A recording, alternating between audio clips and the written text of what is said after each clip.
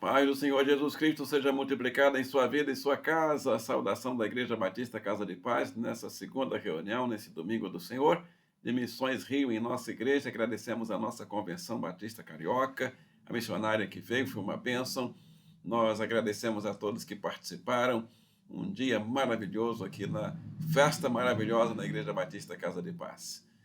Agradecemos a você que está passando pela primeira vez aqui em nosso canal. Pedimos carinhosamente que se inscreva. A todos os nossas centenas de participantes que compartilhem o link. Deixe o joinha aí, não deixa para o final, não, já vai deixando agora. Agradecemos de todo o coração. Direto ao assunto, vamos abrir a Bíblia Sagrada, Santa e Bendita Palavra de Deus. Livro de Gênesis, capítulo 16. Estamos analisando a vida, os sintomas, as dificuldades, porque são pessoas iguais a nós, os servos do passado, os patriarcas, pessoas que realmente se aproximaram muito de Deus, estão na galeria dos heróis da fé, mas a Bíblia não encobre as suas fragilidades para que nós aprendamos com eles.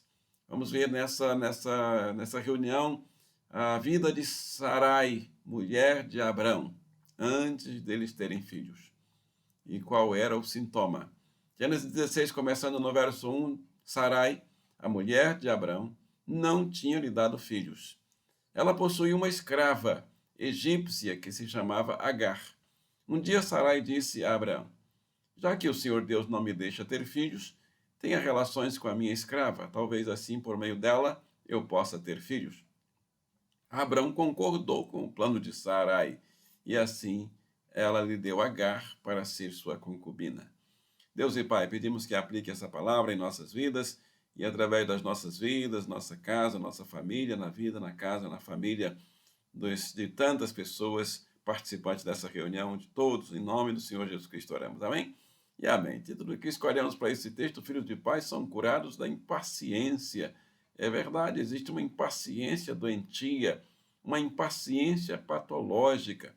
Os especialistas, nós consultamos alguns sites e alguns artigos, dizem assim, leva ao transtorno de ansiedade. A impaciência pode se manifestar como um dos sintomas da ansiedade. Claro que isso tem que ser analisado pelos especialistas na área psicológica, na área de psiquiatria. Pessoas com transtorno de ansiedade frequentemente se preocupam excessivamente com situações do cotidiano e podem se sentir frustradas e impacientes com as coisas quando elas não saem conforme planejado, e impede as pessoas de irem e virem. Então são várias causas e vários efeitos dessa questão da impaciência. Nesse ponto, nós consultamos aqui um jornal da área de psiquiatria clínica, que fala sobre as desordens generalizadas da ansiedade. Então, é possível que Sara tenha passado por isso. Pelo que vemos aqui, era o quadro de Sara. Ela estava ansiosa, ela estava preocupada, ela estava frustrada, ela estava impaciente. E aí, imagine a convivência de Sarai com Abrão, a convivência de Sarai com os amigos, com as amigas, com os colegas de trabalho, com os funcionários dela. Então devia ser muito difícil. Uma mulher frustrada, porque não tinha filhos, e a convivência dela com o marido, tudo muito difícil. Imaginamos que realmente esse era o quadro de Sara, um quadro de ansiedade generalizada. Em segundo lugar, estudos mostram que a impaciência excessiva pode levar a estresse crônico e afetar a saúde mental geral. É verdade, a impaciência crônica pode gerar reações emocionais intensas e desproporcionais que vão prejudicar o bem-estar em todos os sentidos da pessoa. Físico, porque vai se manifestar no físico, sintomas físicos e doenças físicas vão surgir ou agravar, e também problemas naturalmente psicológicos. O que acontece aqui com Sarai e Abraão leva a tomar decisões precipitadas, foi o que nós anotamos aqui. Se está dentro desse artigo e dessa análise, porque a impaciência excessiva leva a uma decisão precipitada. Levou o patriarca com a sua esposa a tomarem uma decisão precipitada. Então, reações emocionais intensas, desproporcionais, prejudicando o bem-estar em todos os setores da vida do patriarca, do pai da fé e da esposa do pai da fé. Mas não queremos deixar nessa reunião todo mundo triste, porque faz parte de nós tudo isso. Como Abraão e Sarai foram curados da impaciência doentia. Essa aqui é o ponto principal. O sofrimento e as consequências das decisões precipitadas, sem consultar a Deus, fizeram com que Abraão e Sarai parassem de lutar, parassem de tomar decisões baseadas na impaciência, na ansiedade, na frustração, porque Sarai vivia frustrada por não ter filhos, frustrada com ela própria, com o marido. Ela não sabia de quem era a culpa. Naquela época não tinha pesquisa genética para saber quem era o causador. E Abraão era fiel, claro, não tinha tudo, muito amor por Sarai, coisa maravilhosa a vida dos patriarcas. Mas como eles foram curados? Pararam de tomar decisões precipitadas, consertaram os erros que cometeram. Eles mandaram a mulher embora quando a criança começou, a criança já grande. Houve risco de morte para a criança, porque a mulher engravidou de Abraão, claro. E a situação piorou, porque quando tomamos decisões precipitadas, as decisões baseadas na impaciência, essas decisões são chamadas de decisões precipitadas, e elas não vão melhorar a situação, não vão resolver o problema. Pelo contrário, vão piorar o problema. Abraão agora tinha um filho e ele precisou se despedir do filho.